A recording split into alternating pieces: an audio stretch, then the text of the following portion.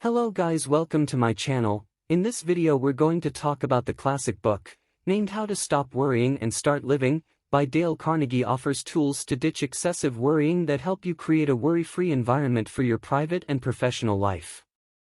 These are the top 10 tips to grab worry by the horns and wrestle it to the ground.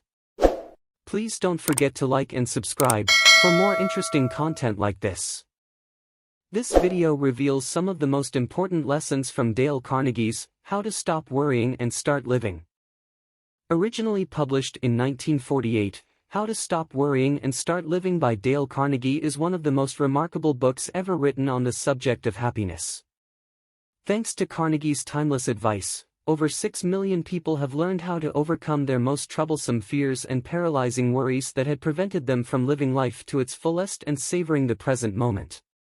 The book is full of useful tips and practical formulas.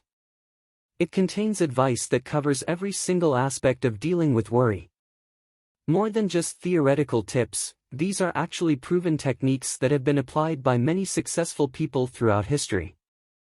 There are numerous anecdotes, stories, and lessons that illustrate how people have made use of these techniques to dramatically improve the quality of their lives. Now, let's get into the summary of the book. 1. Make your decision and never look back. Have you ever chosen something in life only to regret it later? Obviously, you have. It's difficult to avoid questioning whether you made the proper decision and whether there is still time to go in a different direction. Keep in mind that you've already made your choice, so put an end to all of your worry and act decisively. Never pause to second guess, think it over, or go backward. Once you've decided on a plan of action, don't budge. There will be a chance to change your course if you do discover later that you're going in the wrong direction. Stop thinking about where your new choice will lead you in the interim. 2. Live for today, pack things up. You've experienced it, staying up late thinking about something that might have happened or has already occurred. You need day-tight chambers to stop worrying ineffectively. Your own day-tight compartments are a means to focus your attention solely on the here and now, similar to how a ship has many watertight compartments. The only requirement is that nothing from the past or future should interfere with the present. The rest must either wait for tomorrow's box or remain in the past. Of course, this is easier said than done, but mastering compartmentalization in this manner is essential if you truly want to learn how to quit worrying and start living. 3. Embrace the worst-case scenario and strategize. What might possibly go wrong? Is a question you should ask yourself if you are scared about anything. You might lose your job. Be locked up. Get murdered. Whatever the worst might be, it most likely won't destroy the world as we know it. You might even be able to recover from it. You could always get another work, for instance, if you lost yours. You'll feel more at ease after you accept the worst-case scenario and begin formulating backup plans. Write down your primary worries first. Write down the potential outcomes of those circumstances, followed by at least 3 strategies you could use to avoid or manage those outcomes. You might discover that you have access to more tools than you realize. 4. Put a lid on your worrying. Sometimes it would be far healthier for our mental health to simply walk away from unpleasant ideas and experiences rather than stress out constantly over them. Try this stock trader developed technique, termed a stop-loss order, to help put an end to that anxiety. Shares are purchased at a specific price. And then the price development of the shares is tracked. If things go wrong and the share price reaches a specific level, they are promptly sold off. This prevents the loss from escalating. To learn how to quit worrying and start living, you may also place a stop-loss order on items that upset or stress you out. 5. Fake it till you make it, happiness. Although we can't directly change how we feel, we may encourage change in ourselves by changing the way we think and behave. Put a broad smile on your face and whistle a cheery melody if you're feeling down or unhappy. You won't be able to act depressed while being upbeat. However, you don't have to appear joyful. You might just imagine happier things instead.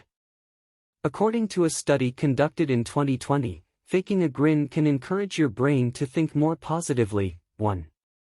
So, even when you're feeling bad, try to grin. You could discover that it improves the course of your day. 6. Focus on today. It might be overwhelming to consider future tasks, which can result in inaction. But it's a lot more manageable if you concentrate on what you need to get done right now.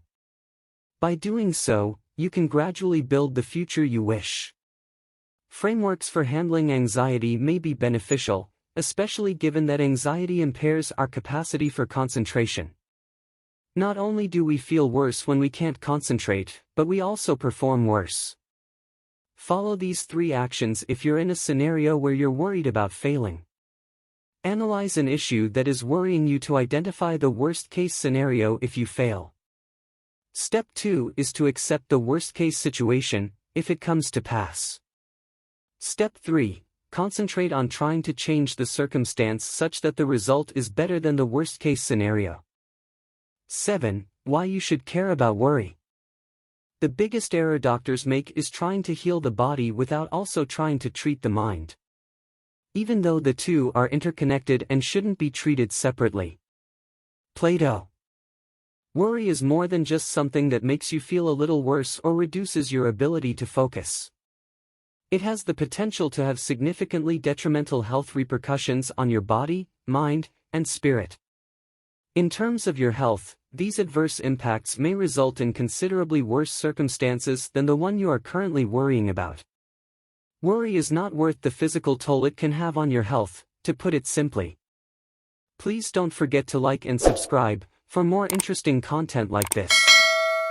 8. Understand the situation. There are 3 things you should do if you are worrying. Obtain the truth. Examine the data. Make a choice, then follow through on it.